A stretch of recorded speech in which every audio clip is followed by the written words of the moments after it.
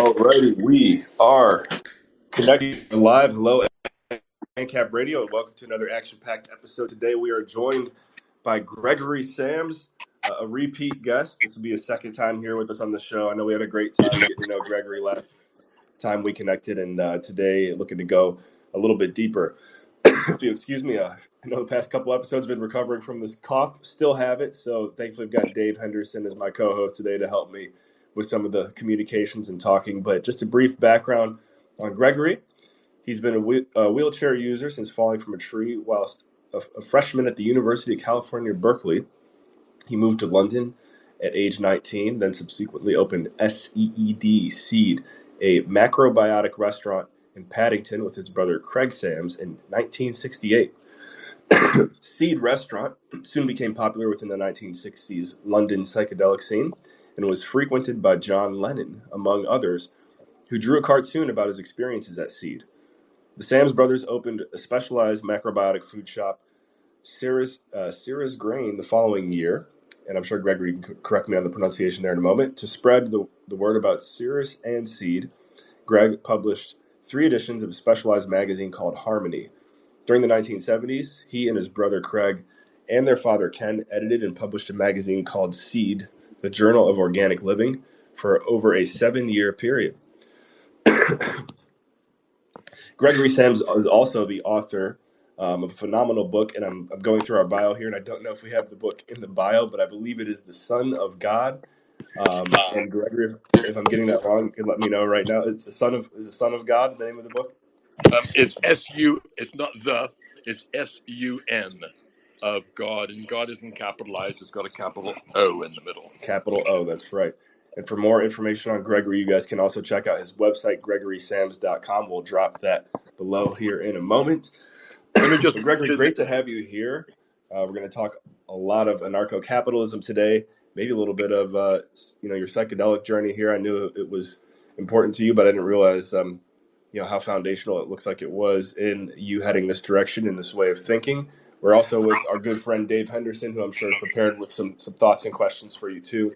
And lastly, if you're new to AnCap Radio, happy to have you here. Repeat listener, great to see you again. Make sure you hit the like button and the retweet button, especially if you're on the replay as well. Want to get this out to as many eyes and ears as possible. We'll also drop a link below so you could get AnCap Radio updates. We've got a lot coming this year, an exciting 2024 ahead, and this is the first episode of the year.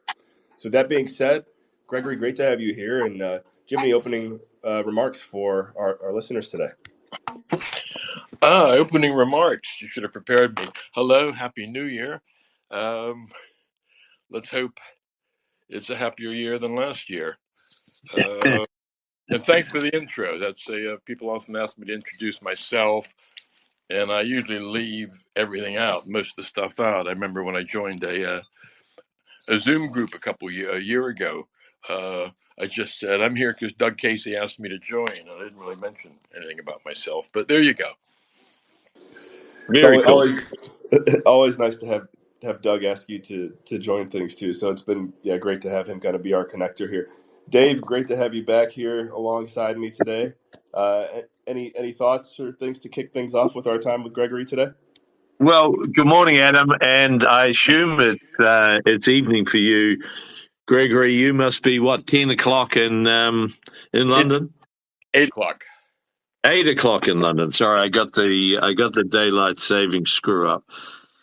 It's I'm sitting in New Zealand, Gregory, and it's of course 9:05 on a Friday morning here. So in summer, and you're in the middle of winter. We're in the middle of winter, yeah, and it's been a very rainy, miserable day, but not cold. Fantastic. And did you venture out to Stonehenge for the summer solstice, the winter solstice? Not for the winter solstice, no, but a lot of people I know were there. I was there for the autumn equinox. Yes. No, remember we reflected on that, which is delightful. Gregory, it was great to have you on and previously, and thank you so much for coming back on the show, which we thoroughly enjoyed. And I'm very keen to talk to you today about metaphysical things, which we sort of didn't cover in great depth the last time, unfortunately, because we had so much else to run through. But just before that, I mean, one thing that perhaps was a little light for me anyway in your bio is your enthusiasm for removing the state from our lives and for a anarcho-capitalist existence. Which just tell us briefly how you finally got to that political philosophy. Well, it's let's say it began, I suppose, when I was young, because I remember I read Lao Tzu when I was a early teenager, and thought, wow, this is intrinsic stuff. The more rules and regulations, the more criminals and crime there'll be in the world. That's sort of Lao Tzu. And years later, though, I started a business. My brother and I, you mentioned all that in the intro, brought natural foods to England. I took a course in the 70s from Andrew J. Galambos, who had the company called the Free Enterprise Institute. Yes. And none of it was in print. You had to sit down and listen to lectures that would be 4 or 5 hours long. And Galambos, bless his heart, was a terrible lecturer. He was very, very boring, hard to listen to. But within those 4 hours, it was like huge diamonds, gems were coming out if you listen to it. And it's, oh my God, I never saw it like that, and it's so obvious. So I sat through these lectures on volitional science, and it was really showing how why not just Looks like we might have how lost and why your. government doesn't work. Was that Pardon? me? Yeah. So it was termed volitional science. Is that what you called it, Gregory? Yeah, volitional science, and that was the course. And I think. Can you hear Gregory right now, Dave? Sorry, can you hear me? Yeah. Okay, no, I got you here. You're cool. All right. Okay. Sorry, my connections. And the real underlying factor is that the tool of government is coercion. Everything is do this or don't do this, or else I'll damage you somehow. And that doesn't work. It's a tool that young children use. Gimme, and they hit somebody, and governments do, and nobody in between, from Apple to Coca-Cola to your corner grocery store. I mean, I could drink Coca-Cola all my life and then suddenly say, no, I'm going to go to water instead. And nobody's going to smash down my door and say, hey, drink more Coca-Cola. It's good for the economy. Right. And to me, it was a real eye opener. And he spent a lot of time trying to work out systems that would work as an alternative to the state. And so he devised a complete crime and punishment system, a way to deal with crime and punishment without having more police, more courts, more lawyers and jails, because that's the whole system which thrives on crime. The more crime, the better those industries do. And he recognized, and this is the old, the Chinese, the barefoot doctor thing, who gets paid. Well, everybody's healthy, and as soon as somebody's unhealthy, they stop paying him. Yes. Well, we have that, and we have half of that system because we have the insurance industry, where as long as everything is going well, you pay them. But then if you get burgled or murdered, even if it's like week after you start your policy, your children or wife or whatever you've insured for will be looked after for decades, because you're insured for that. And it's not in their interest to have more people getting murdered, hit over the head, and burgled. It's not in their interest to have more houses burned down. If you then had them dealing with crime instead of the police, that would be a fantastic system. And even though some poor person might not be paying them for the insurance. The very fact that so many people are means that you're weeding out the sort of people who hit you over the head to take your money, and those Right. sort of people, or those sort of people find other ways to earn a living. Yeah. So Columbus was fantastic, and he spelled these things out. But how do you convince people of that? And it was subsequently when I read the book by James Gleick, Chaos, and Yes. I suddenly discovered chaos theory, which was a new discovery. It was a new science in the late 70s, and epitomized in a sense by the butterfly effect, which is that the flap of a butterfly's wing. Should I explain this to Yeah. listeners? Yeah. No. I think that your explanation will be excellent. Yeah, well, it was a mathematician in America who had an experimental weather system in his Yeah. computer with about 6 different factors of humidity, wind speed, temperature, etc. And he said he just let this thing roll to see what happens. And then after a few months of the weather system running, they had some sort of a crash, and he started it up again from where it was. And he put in the last printouts and to 3 decimal places of wind speed, temperature, etc., and Right. started the system running again. And it turned into a complete different thing. Yeah. Uh, and what it was that the 1,000th of a mile per hour difference in wind speed in a particular place Yeah. will slowly change the whole system over time. Um, and that he then said that's about equivalent to a butterfly's wing flap. Later in a Right. lecture, he said, I wish I'd have said a seagull's wing flap. It would have made more sense. Right. um, That's delightful. and then, but the other lesson of chaos theory is that things self-organize in Right. whether it's winds into hurricanes and tornadoes, or whether it's oceans that have currents going below the surface across continents, which are acting differently from the rest of the ocean. A pond or a river will, chart its life. It will change, adapt to circumstances. Things develop in the pond that Yeah.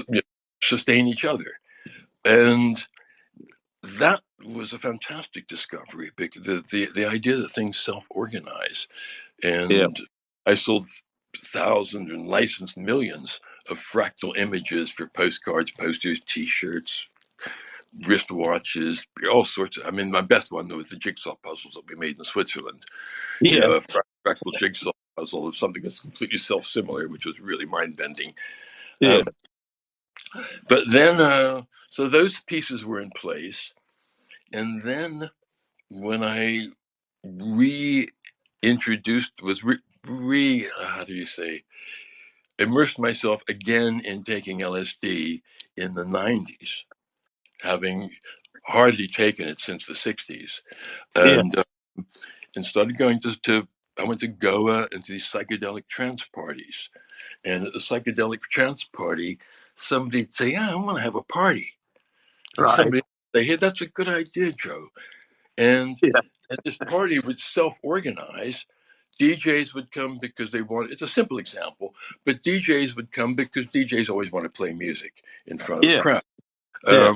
A bar would come and start serving drinks, and because they're making money from drinks, they would provide the sound system. Right. Uh, these chai ladies, they call them, would come, and it's like, depending on the size of the party, 3 or 30 of these women would come, and they've got a big bundle on their head, possibly one of their children carrying stuff for them, and Right. they sit down, and they had a little space. It's like a miniature cafe, and Yeah. they've got not very nice but drinkable coffee and tea and a thermos type of thing, and a few nibbles and cakes and stuff to eat. So you sit down with your chai lady, you decide who they're going to have, and you there are ones that people like, and you say, let's hang out with this one, and you leave all your luggage, your coats, and any bags you got with her. That's your cloakroom. She looks Right. after it. You don't have to pay her anything for that. Yeah. Whenever you want a cup of tea or you want to sit down with your friends for chilling or something, you go back to that chai lady, and you have a tab. You don't pay as you go. I mean, it's really very, very civilized. Yeah. And at the end of the night, you might have. People don't drink at these parties alcohol. Yeah. At the end of the night, there's been a lot of psychedelics ingested, and you go back and your stuff is all there. And the crazy thing is, she wants you to remember everything you had, and you have to tell her everything you had, and get it right. If you don't, she'll remember. She knows, but it's like it's a nice exercise. And then you pay her, and you go off. And it was just, it works. Yeah, and so many other things worked in Goa because there were no televisions, radio, phones, vehicles, newspapers, all the things that distract us from life weren't there. And everything fell into place so, you'd say miraculously, but it just happened that way. You want to, right. And it was and that was seeing that how well not only the science of chaos theory, but the practice of self-organization. And then you see it everywhere. The government didn't determine what shape a biro should be or how scissors should be, and they didn't design cars or airplanes or the airline industry, all these things that we self-organize, and the insurance industry that started in a coffee house in London called Lloyd's. When a bunch of shippers, wanted to look after each other and not go. So it was. So I saw it in practice, and I said, "Damn, this requires a book." And and in fact, first of all, I opened a shop dedicated to chaos theory, and I had posters and cards and a few books on chaos theory. And I thought, well, this might be enough, because with the food, once at a restaurant, and we opened the shop selling the food, and then other shops wanted it, so got into wholesale. So everything just developed from that. But I kind of, after a year or so of the shop, I realized people aren't going to get this. They're not going to understand it just from looking at postcards and posters.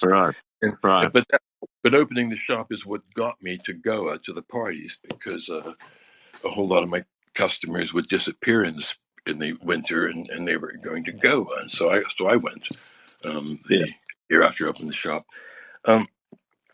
So that's what made me start writing the book, so I could just get it all down on paper. Because whilst I knew the principles of this, you're sitting down at a table with at a dinner table or wherever, and you start to talk about not having a government and how well we could do it ourselves. And it's all about, what about that? But what about? But what about? But what about? So I thought, no, I got to get it down on paper. So I wrote my book, which I titled Uncommon Sense. Because in the 18th century, we all know Thomas Paine wrote Common Sense. Of course. Which turned a tax revolt. People were, rightly justified about taxes, which are theft. Plain and simple, taxes are theft. But that was all it was. It was a tax protest, and he wrote Common Sense, which turned a tax protest into a revolution and got people to realize they didn't need to have a king. They could do it themselves. And so my book was really designed to say we don't need a state. We can do it ourselves. And wouldn't Thomas Paine be turning in his grave about now? Poor. Well, his grave, he hasn't even got a grave. His bones were stolen and taken to England and lost. Oh, that's right. They were too. You're quite right. Yeah. That pigsty that's flown from that. Well, as Jefferson observes, you need a revolution every 20 years. So, so we're well overdue. So, Gregory, I mean, what you set out there is absolutely correct, entirely rational, and most importantly, entirely moral. Because of course, no one has the right to the life or property of another person, and that's all government is a broker in other people's property and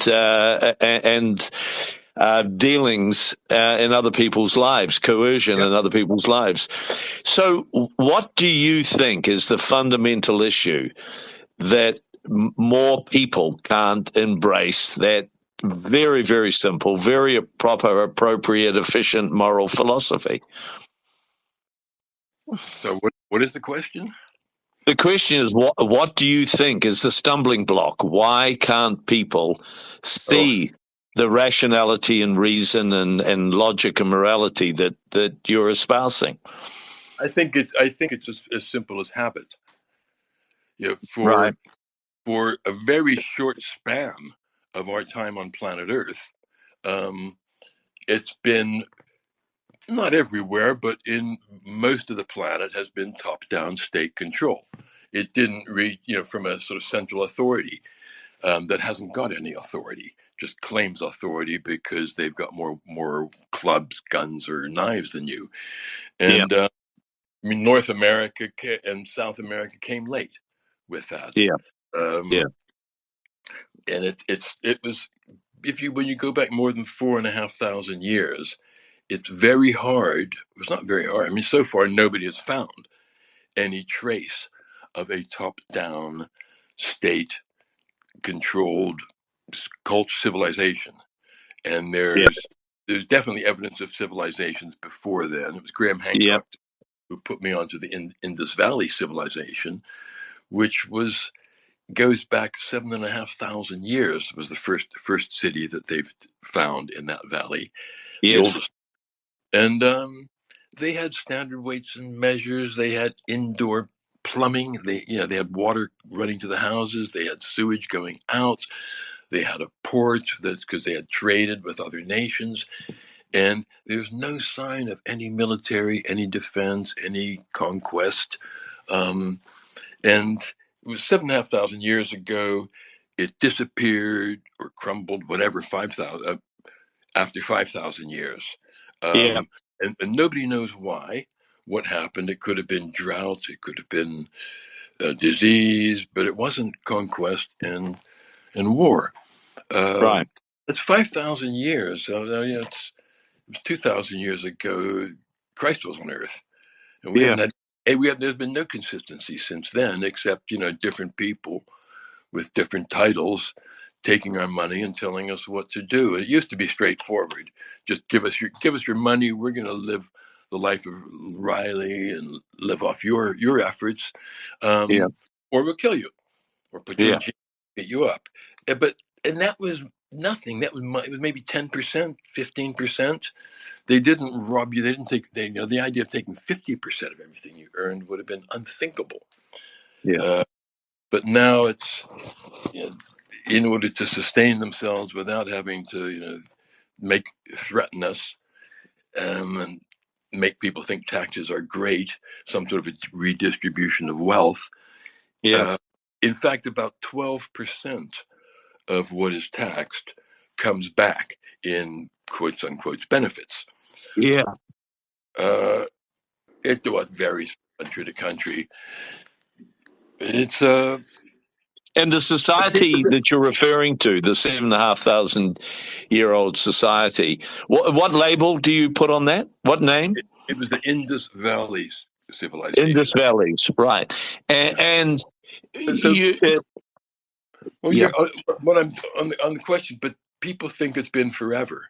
That this is a natural human phenomenon to be ruled by somebody, yeah, right, and they forget that every single ruler or government established itself through, conquest, rape, pillage, the whole shooting match.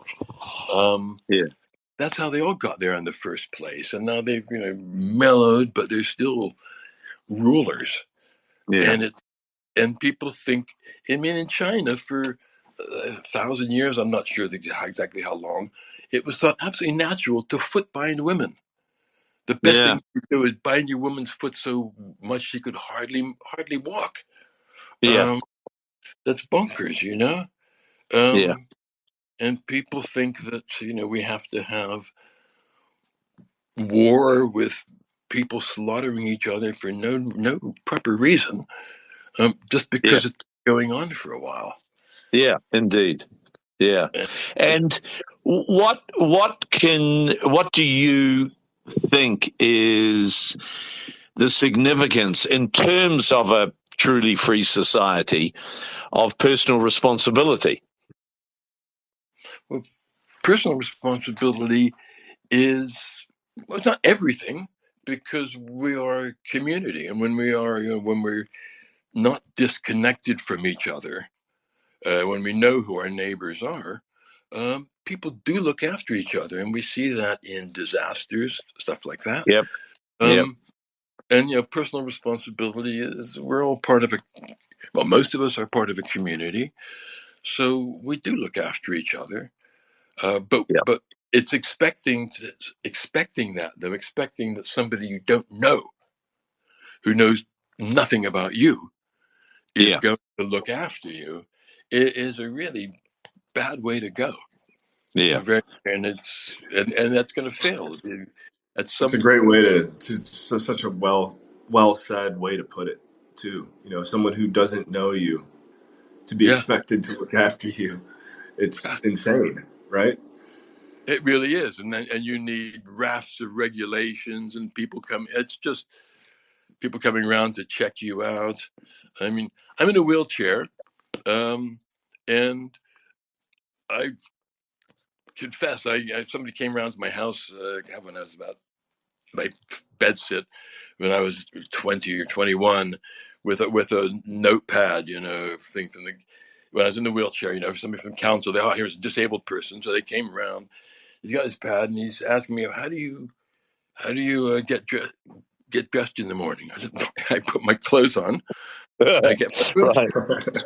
And how do you shop? How do you get your shopping? I go out and I buy the stuff. I was very adept in a wheelchair, and after about 5 questions, he said, let me just fill this in for you, Mr. Sams.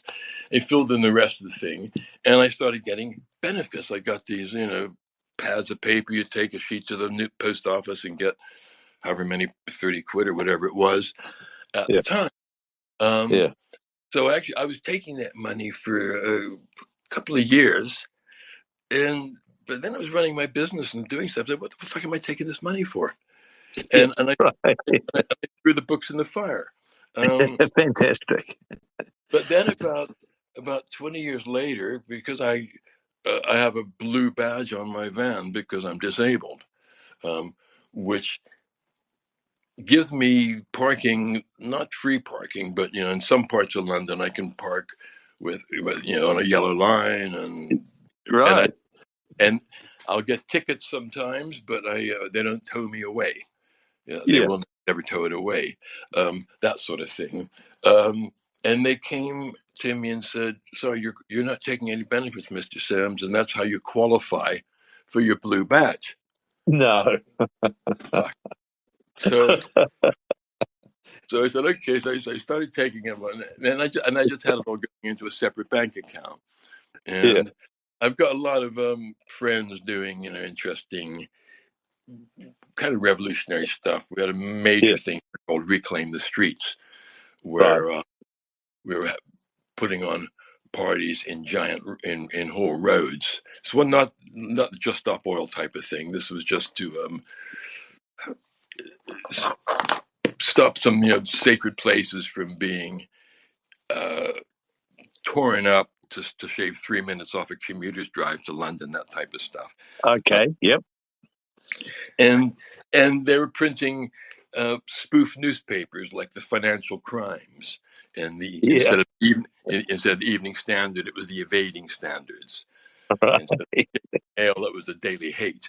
And they printed the whole fucking year, really brilliantly written. It's quite clever stuff. I mean, there's quite a bit of LSD involved in the formation of these campaigns. So I would pull money out from that account to give people to help with some of the stuff they were doing. I'll confess there's a few times I did things I'd have never spent my own money on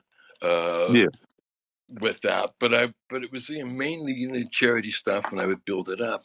But then a woman, and they were coming around, they were sort of cutting back on benefits, and they had people going around to sort of interview. And this woman came around to my house to sort of interrogate me, and she saw me in the wheelchair. She sussed what was going on.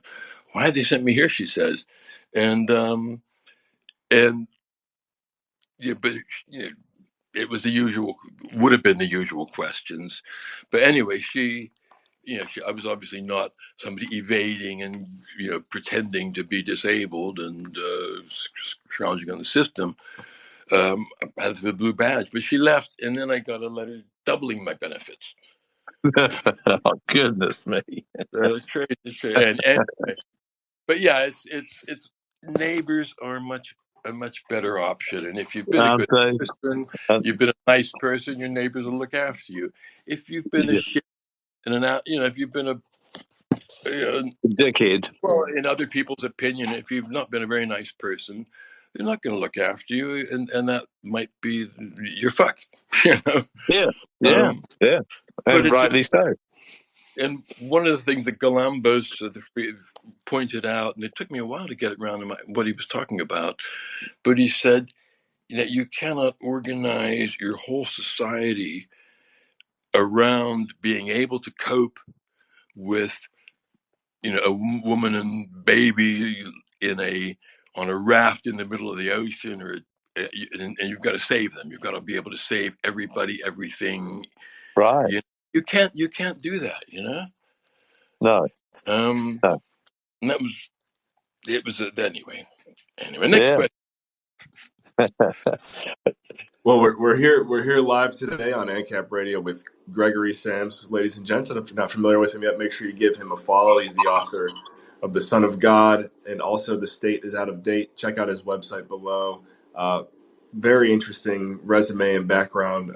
One thing, not to get too off topic here, Gregory, but I believe you were the creator and the original founder of the Veggie Burger, which gained a lot of popularity as well. So I don't know if we want to take this conversation that direction, but I know I always found that fascinating about you. Also, a reminder, if you're tuned in right now, all you have to do is tap the request button to get up here and ask Gregory or Dave or myself a question. So is that accurate, Gregory? You are the creator of the Veggie Burger, yeah. And I'll give you a little bit on that. I became vegetarian at the age of 10. Not because I still, like an all-American kid, I got my BB gun and shoot birds. So it wasn't for the animals. I just didn't like meat, particularly. And in America, you can still eat fish if you're a vegetarian. And when I was 10, my dad got a job at Omaha, Nebraska, Strategic Air Command headquarters, keeping B-52 bombers in the air 24/7. But he was the PR officer for that base. And so when it was a big job, and when he arrived, the burgers of Omaha took him around the town, and they took him to their pride and joy, the Omaha stockyards, where all the cattle in the Midwest came to be slaughtered. And he declared, "I'm going to be a vegetarian." He made a New Year's resolution to go vegetarian after that, and I just joined because I didn't like meat. Then about 10 years, eight or 9 years later, when I became macrobiotic, my diet became about what I did eat rather than what I didn't eat. To focus on your whole diet on what you're not eating. I thought, God, that's a bit weird. Now I knew what I was eating, which was a whole different experience. And I still didn't. And then I went to Syria to visit my ancestors, my grandmother's sister and her whole family. We survived my grandmother by about quite a long few years. I went to visit them, and they offered me. They were peasants living in the hills, without flush toilets or telephones or any of that stuff, and they were almost vegetarian. just eating meat at Christian villages, eating meat on Christmas and Easter and weddings, and we were a big deal. And they killed the lamb and they offered it to us, and I was a vegetarian, so I didn't eat the lamb. And they'd never heard of vegetarianism. They didn't know what it was, and I left there, and I thought, what a uptight prick I've been. You know, I've insulted the lamb. I've insulted my relatives. You know, it died for me, and I didn't even eat it, and they didn't. You know, what the fuck? And I made a New Year's resolution to eat meat. What year was this, Gregory? This was probably 1970s. Let's say I was importing, probably 73, and I was in, but so I did. Anyway, at Christmas time, I finally got around to eating some turkey, and it was okay. I didn't become a carnivore, but I eat meat now occasionally. Yeah. And when I created the veggie burger, it was because I had a massive company selling beans, you know, hundreds of tons of beans and rice and seeds and pumpkin seeds, all that stuff, all the time. Yeah. But once you spend a lot of money, leaflets and stuff, telling people what brown rice is, building the market up for that, or sesame seeds, or tahini, or miso, somebody else can come along, and there's always somebody who can put a pound of beans in a bag for a penny less than I can. Yeah. And I'm an old hippie. You know, I'm not great at that stuff. And so I needed something that other people couldn't rip off. Just I was trying to save the company. We were big, you know, selling loads of stuff, but we weren't doing well. We were trading with solvents, and so I wanted to create a product that. I also had a case of hepatitis, so I was stuck home for about 2 months, and twiddling my thumbs. So, and I created this to save the company. It was a product that could be manufactured somewhere else, by other people, and so we wouldn't need more overheads, more staff, which was what was killing us. And I thought, well, let's go for the jugular. You know, hamburger, that's the biggest fast food out there. Let's create an alternative to it that is cheaper, because we're spouting about, you know, you need to feed 10 pounds of protein to a cow to get 1 pound of meat back. Yeah, well, then your alternative shouldn't be more expensive than the cow. So, because a lot of subsidies make a difference to that too. But but I so I made the veggie burger, and it was like, you know, half the price of beef burgers. Anyway, but the company was in deep shit, and the bankers and the accountants, and we had investors at that time who were helping support us. They all wanted action. And to them, veggie burger, schmeggie burger, we want action. 90% of new products fail, Greg. What are you talking about, you know? They were not interested. And Harmony Foods Whole Earth was a negative worth. You know, we were 300,000 pounds insolvent, and still trading in 1981. And I had this sort of moment of realization in a field in Northamptonshire. But that's a sort of separate sort of psychedelic experience up there. But I was sitting in the wind, and it stripped me bare, and I thought, fuck, everything I've done, it's wonderful. I'm so proud of my achievements, but it's worth minus 300,000 pounds.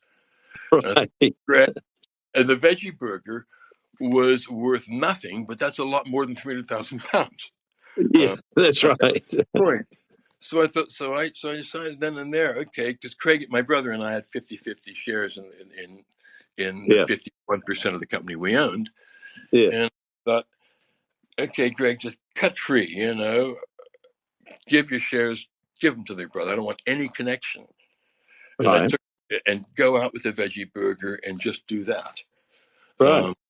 So I left all of that and set up the veggie burger in my spare bedroom on an Apple IIe, with VisiCalc. And I got a contract. I had contract manufacturers. I deliver ingredients to two different people, so nobody knew what the full formula was or recipe was. Send somebody else to do the packing. Then it goes on from them on pallets into a storage place, a warehouse that also did the distribution. And it was, now they call it a virtual company, but it was didn't really call it anything then. It was just I called it the Release Company. But so that's how the Veggie Burger came about, and it really took off. I got Gallup survey to do the first ever, commissioned them to do the first ever poll of how many vegetarians and vegans there were, as well as people who were cutting back on red meat and people who ate as much meat as they could, just get a whole profile of meat eating in the country. And then I produced press releases. I meant different ones for different parts of the country,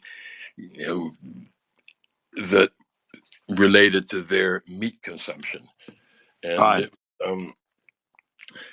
it was it got some coverage, but then it was a couple of days after I sent the releases out, I was at the pub and chatting to one of my buddies at the pub who happened to write profiles of business leaders for the Observer newspaper. And, Lindsay Frost, and he we were just chatting. He said, and I was telling him what I was doing. Can you give me a copy of that release, Greg? I said, yeah, okay. So I brought in a copy, gave it to him the next day. And then he gave it to one of the guys in the Observer who came out and interviewed me, had a veggie burger with me, and wrote a news story on page 4. And then just hell started popping. Everything started popping on my phone. Just kept rang off the hook.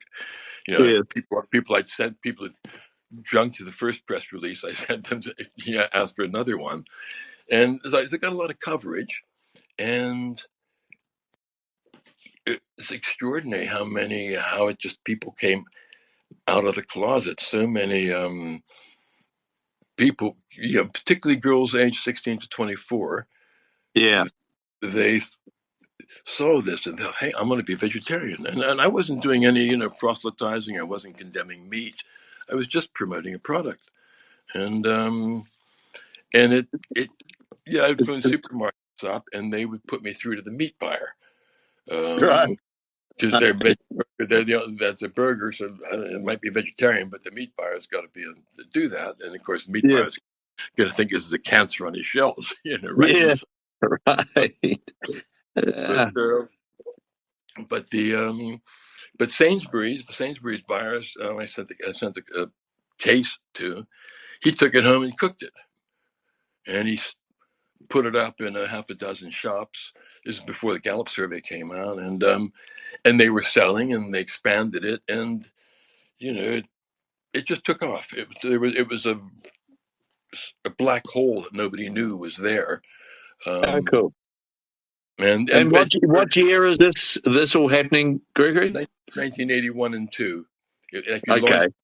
But I had a list of names of what to call it. It was Green Burger, Sesame Burger, Earth Burger, Veggie Burger. And I carried that around with me for a week. I mean, it wasn't obvious Veggie Burger, and I could trademark it because it was not considered descriptive. You're not allowed to trademark anything descriptive, and that was no. And tell me, you able to share with us the recipe? Oh yeah, 25 grand. No, I can't. But the main ingredient was sesame seeds. But then there was sesame seeds, there's oats, soya protein, and wheat gluten were the 4 ingredients. Right. And I like to point when I started Harmony Foods, we introduced sesame seeds was one of the things we introduced to England as well, but 99% of the sesame seeds coming into this country ended up on hamburger buns. So unbelievable. Some sort of justice that sesame seeds then became the main ingredient in my burger. Right. And Gregory, there's a happy ending to the story. You end up with a Gulf Stream and some limousines. No, I'd have had to become a captain of industry to do that, and it wasn't my bag, man. No, no. And I'm also aware of the Peter principle that you rise to the level of your competence. And Yeah, Veggie Burger was getting quite big, and it was getting bigger than I was really competent to handle. I'm not good at setting up companies and delegating stuff. Great admiration for Richard Branson, how he did that. But I was at a point where, yeah, I could have lost everything. I could have messed it up somehow or the other. I don't know. sure. But I thought, no, Greg, get out, recover your life, and sell this. Right, Which I did, and right. and then I took a 2-year advance on my retirement, just doing wonderful, weird, and wacky traveling at a really great 2 years, about 5 or 6 projects of things that I wanted to do next, and then I read that book on chaos theory by James Gleick, and then I opened a shop and got back into buying and selling stuff. So that's the connection is the veggie burger indirectly led you to liberating a lot of people through your publications.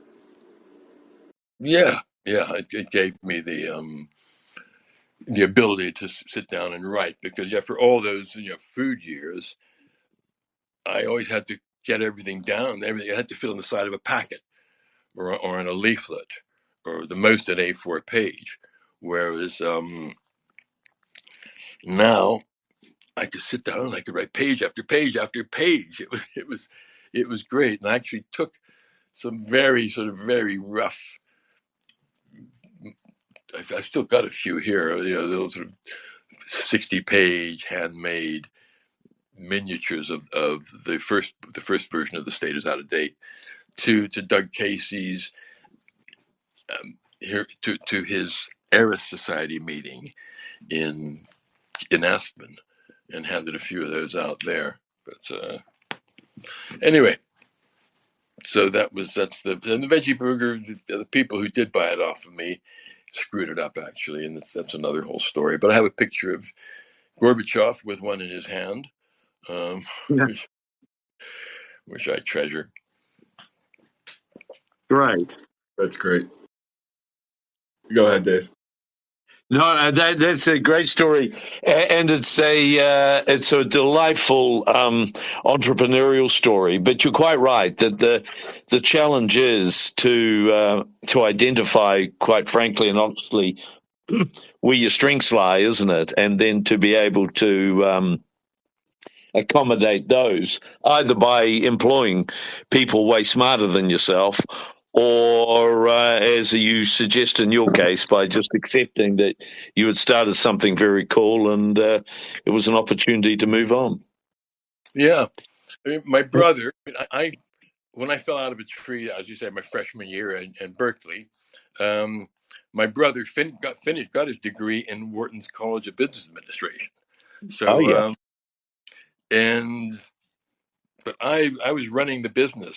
I was the CEO, if you like, up till when I left with the Veggie Burger, and then he managed over 10 years to pull it back out of the red, and to buy out the investors, and get the company back on his feet. But then he and his wife created Green and Black's chocolates.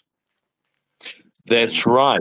Yeah. And that did really, really well. And it was like the Veggie Burger. It was a single product type of company, or an enterprise. Obviously, they branched out with different varieties of chocolate, and that did very well. And he managed to sell. It sold up with him still holding a bit of a stake, and he still gets He paid. sold Cadbury's, didn't he? Cadbury's were bought by Kraft, but Kraft still pay him, enviable sum each year just to be a titular president, and they send him out on missions to new markets and tap his. They value his thoughts, whereas usually they want to kick any previous people out of the picture altogether. Yeah, indeed. Well done.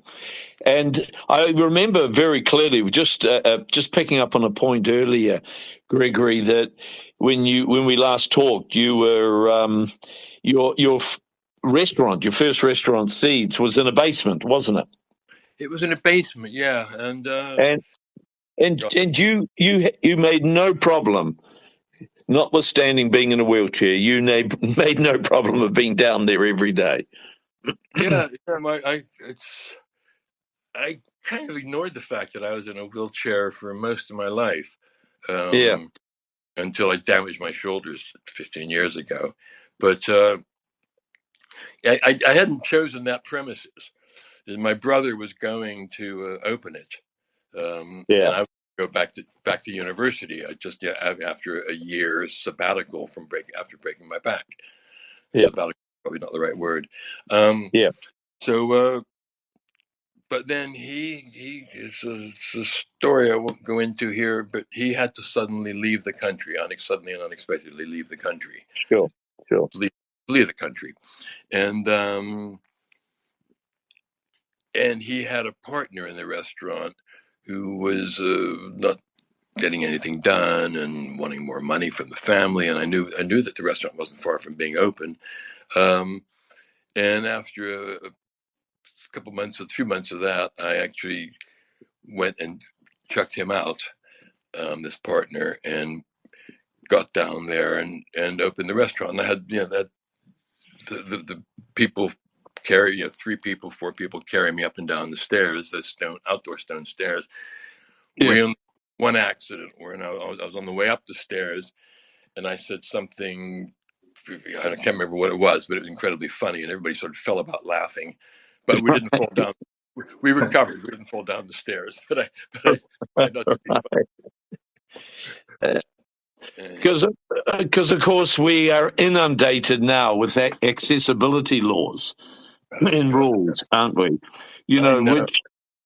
Which I mean, I'm a property developer, and I've done restored a number of what for us in New Zealand are heritage buildings, 100+ years Yeah, old. yeah. And of course, it's in some cases, it's just a ridiculous proposition that you're going to put long ramps in or similar. So I've regularly had dust ups and fights with either local government or central government about the insanity of this. And it's always occurred to me, and you may have a view on this, that as a person, so confined to a wheelchair, you must be a little bit embarrassed or insulted at the ridiculous costs sometimes that businesses then must incur to accommodate what might be very, very few people. Absolutely. I mean, I've always felt that I climbed out on a branch of a tree without testing it first. At a party, I wasn't on any drugs at the time, and the branch fell down. Now, Right. that's nobody's fault but my own. Well done. It's Yeah. absolutely, and nobody needs to accommodate me. Right. But then I was a young man. I still had the use of my upper body. I had all sorts of weird way. I mean, I could get up and down curbs by doing a wheelie, and the chair would pull me up. Yeah. And but yeah, it's not anybody else's fault. And I think it's very nice. It's very thoughtful and considerate. If people do if people do have facilities available and put ramps on their shops, but when they have to put a whole lift in to get you down to the basement or up into the, I mean, that's it. You have to be a big corporation to do that. And I really like free enterprise, people doing stuff, bootstrapping, selling things on street corners, whatever, and Yeah. and that's when it's not just the accessibility. There's so much legislation on all sorts of levels that it's really dampens down entrepreneurship when you have to also deal with all this other, often meaningless crap. We used to buy packaging equipment at Harmony Foods and Whole Earth, and there would be safety guards on it. And when you bought it, you're told, well, you have to take this off. You can't operate the machine. But we can't sell it without that there. Yeah, I Just know. so I much. know. Yeah, well, Yeah. you must know. And Well, it's like the as I regularly lecture bureaucrats, that they go away on holiday to Europe, and they'll stumble into some impossibly romantic, gorgeous village, and they'll sit there with their wife or husband for a few nights, just thoroughly enjoying it. And then they come back to their job in a local council, for example, applying a whole bunch of mad rules and legislation that would make it impossible to create a similar ambience and a similar environment in their hometown. And so we end up with these dreadfully dull, vanilla communities as a consequence. And we're just plagued with these rules. And I mean, we've put lifts into buildings for the purposes you described, just for wheelchair access solely, that have never been used. And we always accommodate. If anyone turns up in a wheelchair, come hell or high water, we'll find a way to get them into. If we've got hospitality venues, one of our venues, because you want them there and you want them to enjoy it. But if someone dares turn up demanding that they've got a right and we haven't accommodated their right, then that's a different story. And they're showing the door, metaphorically speaking. Yeah, it's I've been flying for quite a while, and the one big change happened after the Vietnam War, actually, because then there were thousands of young men who were in wheelchairs. It wasn't their fault. Their government fucking sent them there for no reason. And they're very vociferous about it. And that's when I saw, the slow advance of ramps and accessible toilets, and get to an excess, if you like. But I remember, though, when I had my 2-year advance on my retirement, I was in Mendocino. I went into a funky little cafe, small cafe in Mendocino, and the guy said, "Oh, hi, gosh, listen, you're the first wheelchair to come in here, since I built this. Since I did major adaptations to my toilet, which was a year ago." Right. And can you go in and see how it is? And I went, and it wasn't actually very well done. But I didn't have the heart to tell him. I told him it was fine because of course. And then, do you smoke? Are you a smoker, Gregory? I smoked pot, but I stopped smoking tobacco in my 50s. Right. But I went to another one. I fly a lot, and when I had a house in India for about 10 years, a beach house in Goa, and I fly there, and there's two guys who come up onto the plane. They fireman's lift to pick me up and carry me down the stairs to my wheelchair. And they get me on the plane like that, and it was like boom, boom. It takes about 5 minutes. Cool. When I go to Heathrow, it's a whole. There are people escorting me. Accompanying me. I know what you mean. And and then there's a special truck. I have to go downstairs to some special vehicle that's got a lift in the back of it that opens up and drives. I mean, it must cost the poor airline, got 100 or 200 pounds to board a passenger. They don't charge me extra. And it's just, I appreciate the fact that they do it, but it's probably because they have to. I used to often get bumped up into this before the Vietnam War escalated, if you like, but before that effect came through. And I would often get bumped up to business class or first class because it was much. That's great. Door, Now there's a narrow aisle chair. Well, that's okay. I don't expect to do that, but nice perk. That's delightful.